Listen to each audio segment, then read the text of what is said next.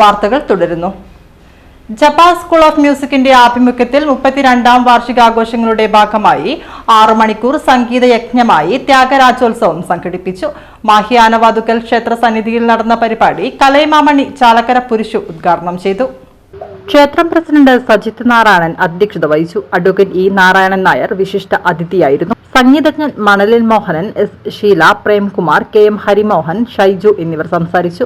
വിഖ്യാത സംഗീതജ്ഞൻ U Jayan master ഉദ്ഘാടന കച്ചേരി നടത്തി. 50ഓളം ത്യാഗരാജ കൃതികൾ അവതരിപ്പിച്ചു. ക്ഷേത്രം ട്രഷറർ ബാബുട്ടി സ്വാഗതവും രേഷ്മ നന്ദിയും പറഞ്ഞു.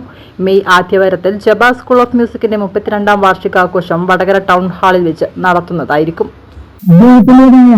ഈ നിരന്തരമായിരിക്കുന്ന അനുഭവസ്നാനത്തിൽ നിന്നും അദ്ദേഹം ആർജിച്ചെടുക്കുന്ന കാര്യങ്ങൾ അടക്കം പുതിയ തലമുറയിലേക്ക് പകർന്നു കൊടുക്കാനുള്ള വിശാലമായിരിക്കുന്ന ഒരു മനസ്സിന്റെ ഉടമ കൂടിയാണ് അദ്ദേഹം.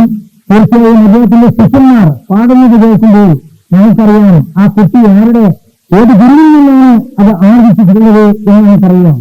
നമുക്ക് ഏകലവനെ കുറിച്ച് നമുക്കറിയാം. ആ ഏകലവനെ പോലെയാണ് താൻ ഏകലവന് ഒരു കാലത്തും ബ്രഹ്മാചാര്യർ പഠിപ്പിച്ചിരുന്നില്ല.